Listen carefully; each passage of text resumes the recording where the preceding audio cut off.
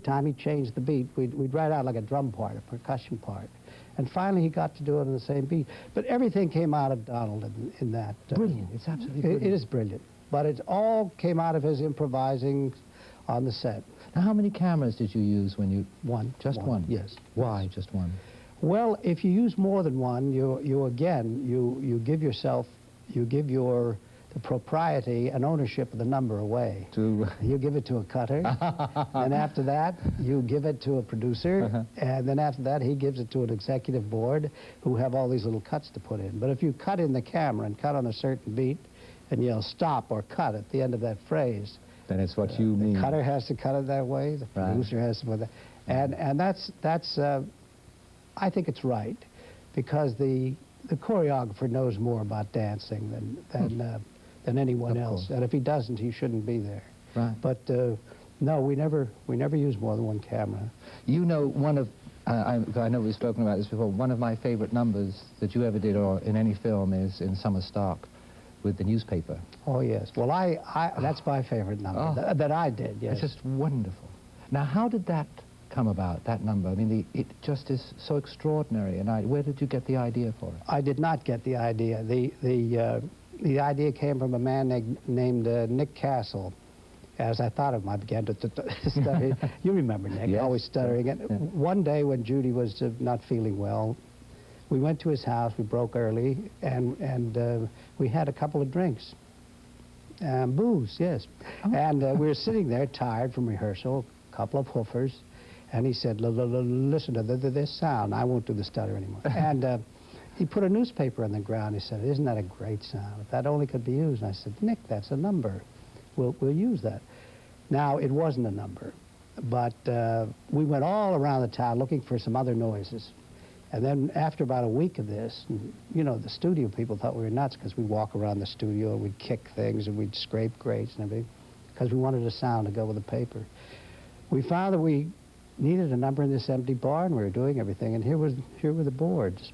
So the squeak just grew out of that, and I'll take credit for that. I thought up the squeak. So Nick and I got together and put the two together and created a dance. Wasn't it very difficult to execute? I mean, The worst. Terrible. We had piles of newspaper down that little rehearsal hall C, remember, that went clear up to the top and over the corner, and it was, if any combustion had set in, we'd have been all in flames. But we tried every kind of newspaper. First, we tried to score them, you know, cut them with scissors, and when I'd jump on them, then they'd separate. Mm-hmm. We found that early 1930 editions of the LA Times were the best.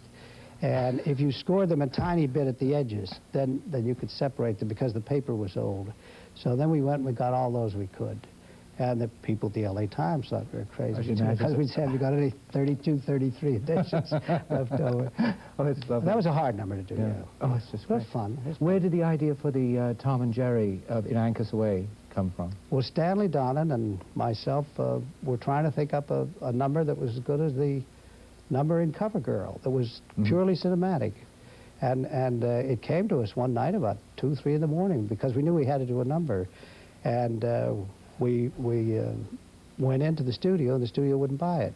Really? No, and so luckily for us, Eddie Mannix, our old friend there, one of the executives, was a good friend of Walt Disney. And he said, if Walt Disney says this can be done, I'll buy it. So Stanley and myself went over to see Walt Disney. And Walt was wonderful. He phoned Eddie Mannix. He said, these boys, you know, I was 30 years old. These boys, and Stanley was what, about 18, 19. But he said, they have a great idea. And he said, I'm working on the same kind of thing myself, but haven't got it in the same shape. So MGM let us do it. Oh, that's marvelous. We're running out of time, and I hate it because I could sit here and talk to you for hours. I could too, yes. Thank you so much for coming and talking to us. Thank you for watching.